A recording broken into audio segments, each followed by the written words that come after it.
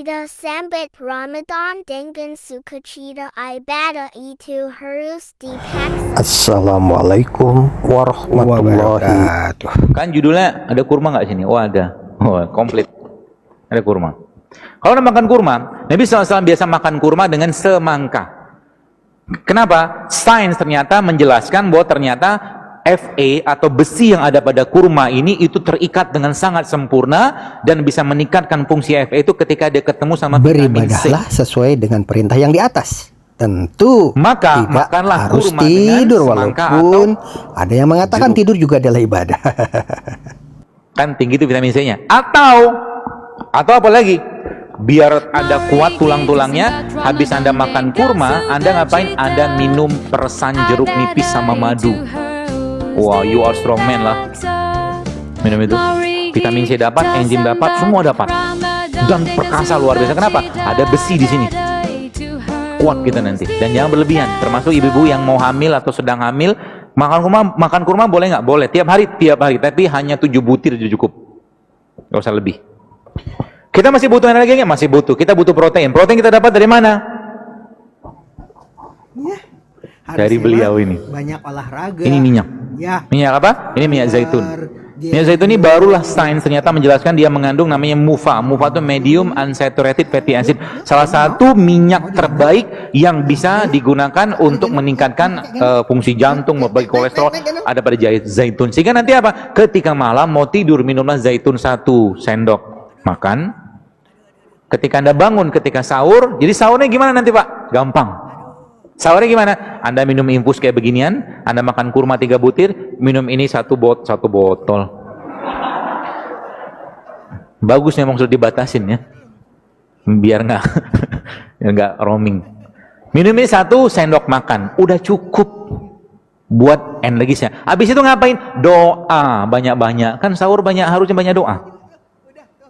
Ya Allah, kuatkan aku hari untuk beribadah, kuatkan baca Quran ya. Teman-teman kemarin ada lihat postingan saya tentang Ramadan nih. Kalau bisa jadikan Ramadan terbaik, paksain diri Anda. Kalau bisa 1 hari tembus 10 juz. Bisa nggak? Bisa, cuma butuh 5 jam kok. 1 juz itu kira lebih setengah jam lah kalau Anda baca lancar. Katakanlah agak sedikit belepotan, 40 menit lah. 40 menit katakanlah kali 10 ya kurang lebih nggak ada 6 jam, 5-6 jam something lah cuman. Push yourself, sebab apa? Ibadah tuh kalau nggak dipaksain sampai bila-bila masa, kata orang Malaysia bilang, nggak bakal bisa. Sampai mati pun kalau kita nggak maksain tahajud, nggak bakal bisa. Serius. Sampai kapanpun kalau kita nggak maksain sholat duha, 12 rakaat, nggak bakal bisa. Serius. Ibadah itu kudu dipaksain. Lumayan gendong dari apalagi sana Ramadan, ke sini juga. pahalanya luar biasa besar. Yang biasa sedekah sekarang 10.000 goceng gitu. Kan Ramadan, Naik kuda yuk. paksain. 2, 3, naik kuda. Besar gitu. Ini kuda. Apalagi kalau kita baca Al-Quran, minta sama Allah. Jadi ketika Anda baca Quran nanti, minta sama Allah, ya Allah, jika ada penyakit dalam badanku, dalam tubuhku, maka jadikan Al-Quran ini sebagai penyembuhnya. Itu janji Allah begitu. Maka apa yang terjadi? Subhanallah, Al-Quran akan merontokkan radikal bebas. Kalau bahasa saya, radikal bebas di mana? Radikal bebas di dalam kolbu kita, radikal bebas yang ada dalam aliran darah kita, radikal bebas yang ada pada organ-organ kita. Subhanallah kan? Maka Allah katakan apa dalam Quran? Wa nunazzilu minal Quran ma huwa syifa wa rahmatul lil mu'minin. Dan kami turunkan Al-Quran itu sebagai syifa, sebagai penyembuh. Maka kita harus amat sangat yakin bahwa Al-Quran itu memang penyembuh.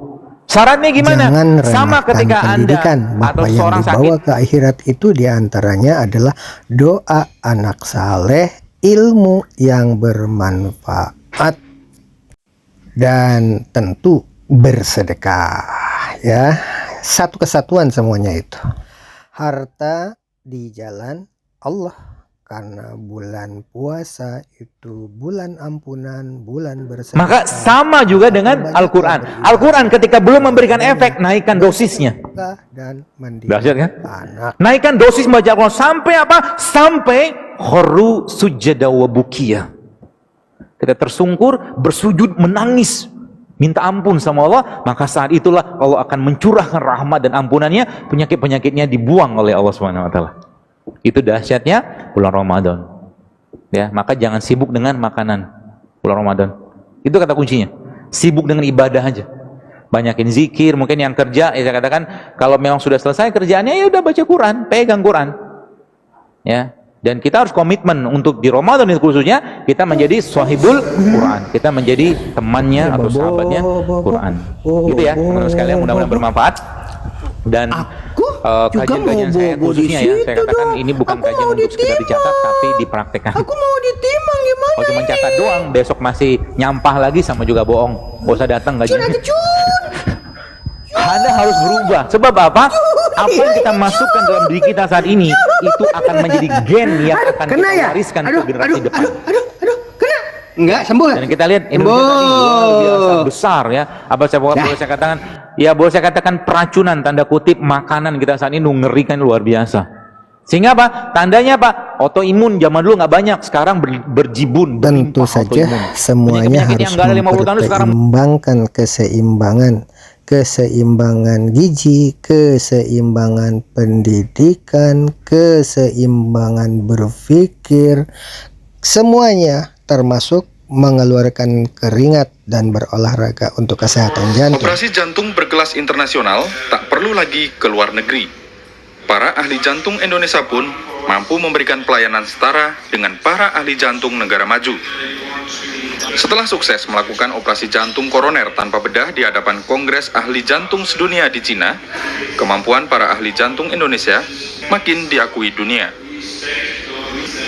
Bersama ahli jantung Swiss, Rumah Sakit Jantung Harapan Kita terus mengembangkan bedah jantung invasif minimal yang memungkinkan operasi jantung tanpa membedah rongga dada.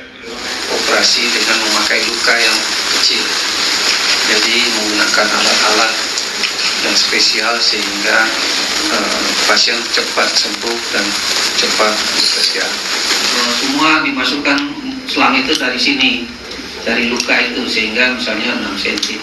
Sekarang ada dari atas yugularis atau dari bawah semua, sehingga yang ini lubang lebih kecil lagi.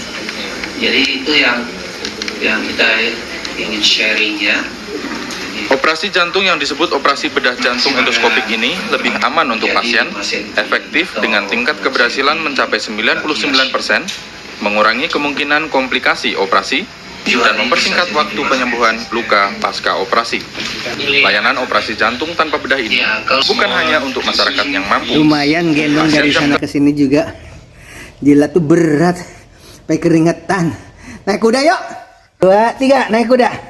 Ini kuda. Aduh, kudanya jatuh. Aduh, kudanya jatuh.